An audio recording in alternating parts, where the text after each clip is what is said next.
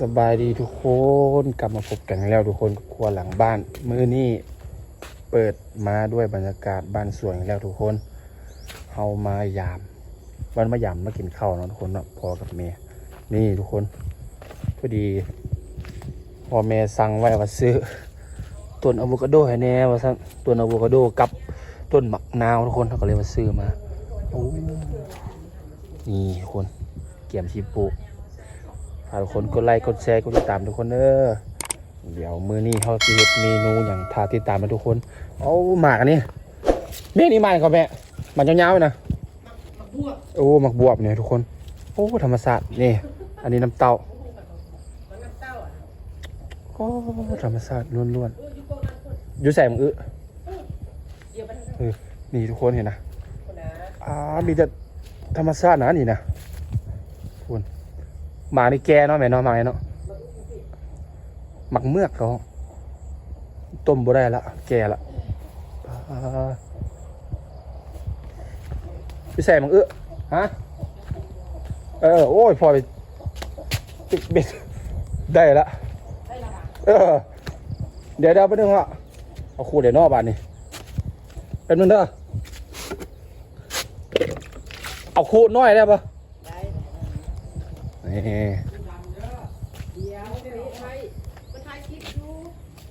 เอาจุใส่แม่คู่ดำ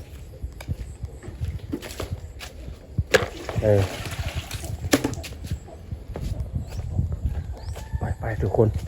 จะเบิ่งป่าโอ้ได้ไว้เถอะวะ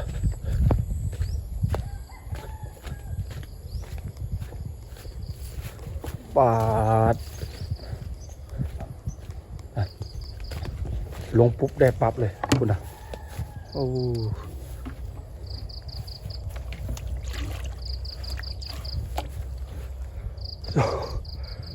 บดนไม่เนาะพอแป๊บเดียวเนาะปลานินนองครับมันเท่าเกลือมันนี่มาแล้วตัวแรกโอ้บรรยากาศคักเว้ยเดี๋ยวจะได้เบิ้งหมูเนื้อมันนี่กับข้าวเหนียวเนี่ยลองเบิ้งเอารอบสองถ้าอัมมาวานนี่บ้านมันกินเป็นจ้ะมันกินเป็นไม่เอาเกลือธรรมชาติโอ้บ้วนมาหนักปากพอฮิตอันนี้ได้ป่ะนี่ผักเนอะโอ้คักถ้าอัมมาวานนี่ปลาดุกงอหัวขึ้นมาแถวนี้โอ้ยังไงโอ้เป็นตัวซ้ำแขนว่ะแม่ปลาดุกนะซ้ำโอ้เดี๋ยวเขากลับมาเบิ่งได้แน่นอนเบิ่งหมูกันโอ้นี่งัวหมูโอ้ตัวเดียวคน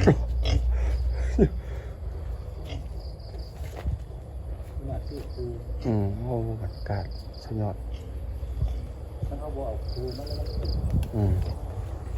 เอาแม่จะเฝ้าวานแม่เป็นแม่วานแล้วมันบุกินเป็ดเลย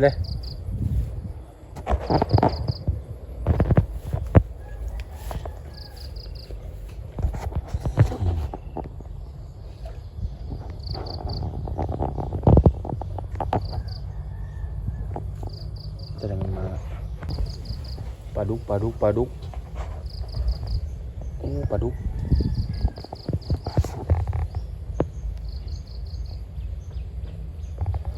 ปลาดุกมันจะตัวใหญ่พูดนะเอาแล้วเริ่มแล้วเนี่ยคือเลยพอนี่เรียบร้อยปอเดี๋ยวแล้วโอเคโอ้ขาดคนนะโอ้ตัวใหญ่เติบตัวนี้ใหญ่อยู่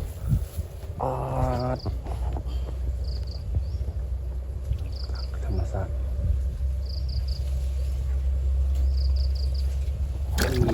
สองตัวละครับ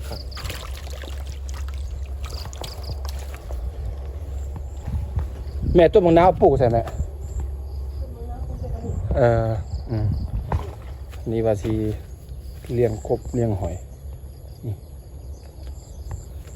ไก่กับลายด้วยไหมเนาะป้าเป็ดไก่นะคนเบิ่งเอาเด้อคุณเนาะ โอ้หนักดูเห็นไปเลยเต็มเลยไก่เป็ดไก่บักลาอยู่ในน่ะฮะเดี๋ยวยามันกันทุกคนเอาอีกแล้วป่ะโอ้ยโอ้ลุดได้อีกตัวแล้วแต่ว่าลุดปลาดุกแน่นอน รู้เดี๋ยวนี้มันขาด ฝากกดไลค์กดแชร์เด้อ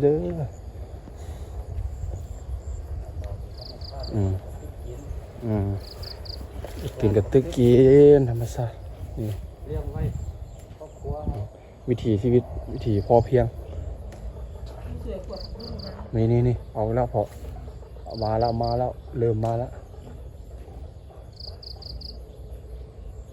ป้าแล้วมันก็จะปูน เป้าหอยมีหลายอยู่เนาะ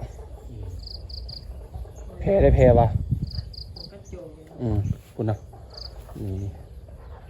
เรียบร้อยวันนี้นะพออย่าพลาดนี่ได้อีกแล้วเอาอีกแล้วโอ้ปลาดุกปลาดุกอีหลีโอ้ปลาดุกเอาหรอปลาดุก ปลาดุกนา บ่ปั่นได้ไหม มาปล่อยอย่างนี้ด้วยตอนนี้ปล่อย ปล่อยเนาะ ปล่อยซะเอาตัวปันนี้ จิ๊บป้า ปลาดุกกินมื้อน่ะ ปล่อยให้กินเนี่ย ปลาดุกกินมื้อน่ะ